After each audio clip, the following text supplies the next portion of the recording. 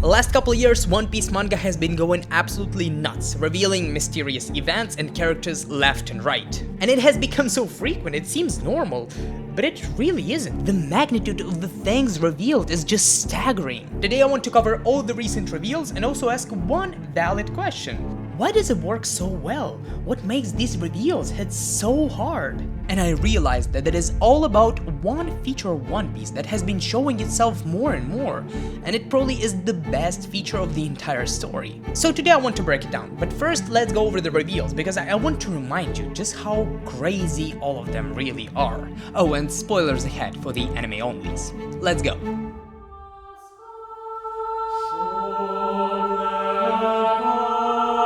Starting off with this seems logical on my end.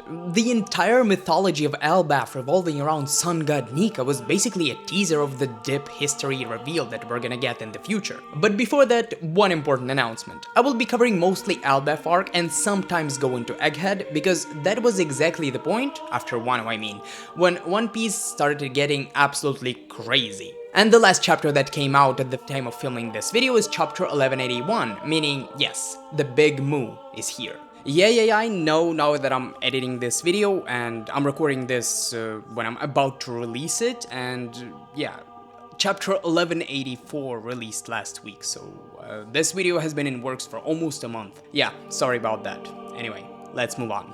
The mythology of the giants really is amazing, but all the little things that we heard from them and saw here and there pale in comparison to the mural. I remember the entire community going nuts when chapter 1138 released, and I was one of them. This was easily the biggest lore drop in the entire series, and people are still theorizing about the actual meaning of the mural. But most agree that the three worlds represent the three biggest epochs and therefore the biggest wars in the history of the world. First world being the war far before the Void Century, second being the war that took place in the Void Century, and the third being the future war with the world government that is upon us. Though the pictures don't really seem to match the headlines and the descriptions of each war, and it more feels like the depiction of two different periods, the Void Century and today's world, though I might be wrong. And you can easily make 100 theories just based on this mural alone. But even though this lore drop was impressive,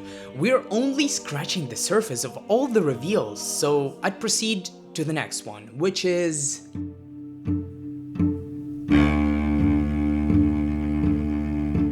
This event was revealed hundreds of chapters ago, and the build-up to it was crazy. We saw just a tiny bit of it in the Kuma flashback, but we never really learned the entire truth until recently. It was by far the second most mysterious event after the Void Century itself, and we just learned everything that happened, and it did not disappoint. Rocks came in and in just 10 chapters became a fan favorite. The lineup of the people that were there, they were the strongest people of the last century, and it was used perfectly to make Emu appear even more insane when he just negated their combined attack like it was nothing. And then the death of Rocks. Like, it was just heartbreaking to watch. Part of me was also sad to see him go out like this, because he was portrayed so strong and he had so much presence. I feel like he was just thrown away as a character and he deserved a more glorious death than this. On the other hand, it showed his true personality in that situation when he asked Garp and Roger to kill him, and he was ready to sacrifice everything for his family. The God Valley flashback was crazy, but obviously that wasn't it, because the biggest stars of this reveal show are...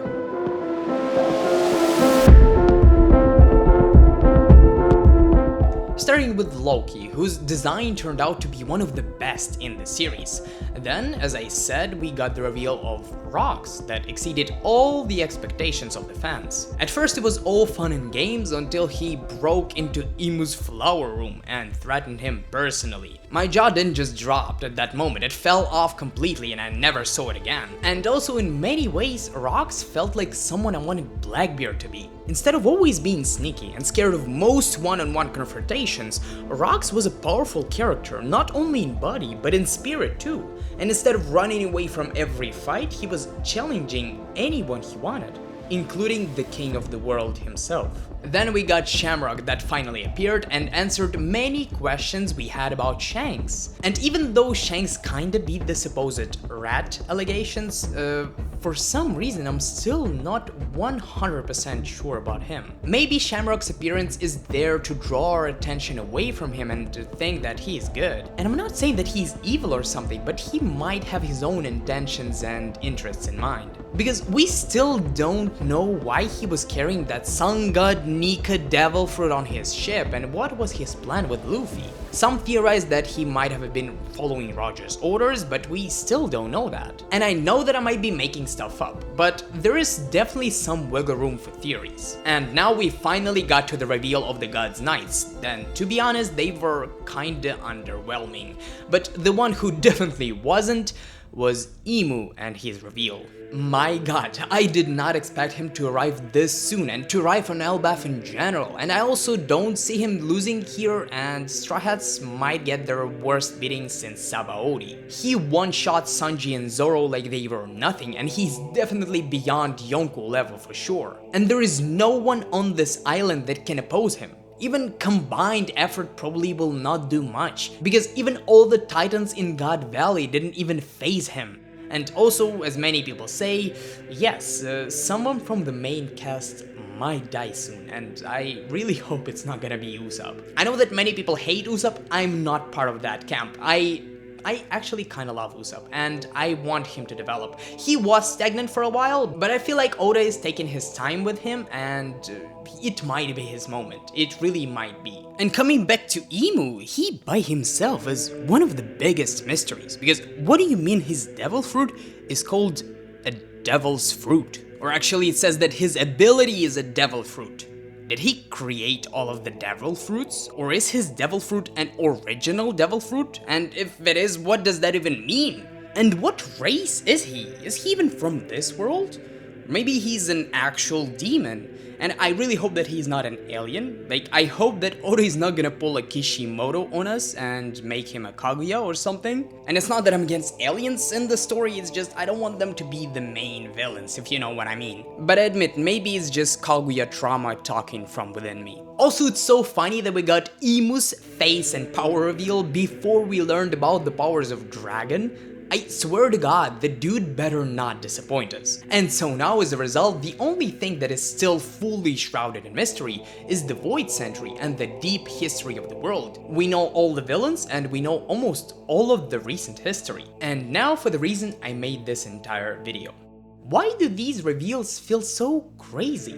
There is actually a specific reason for it. The way the story is structured makes these reveals hit so much harder compared to anything that I've ever laid my eyes upon.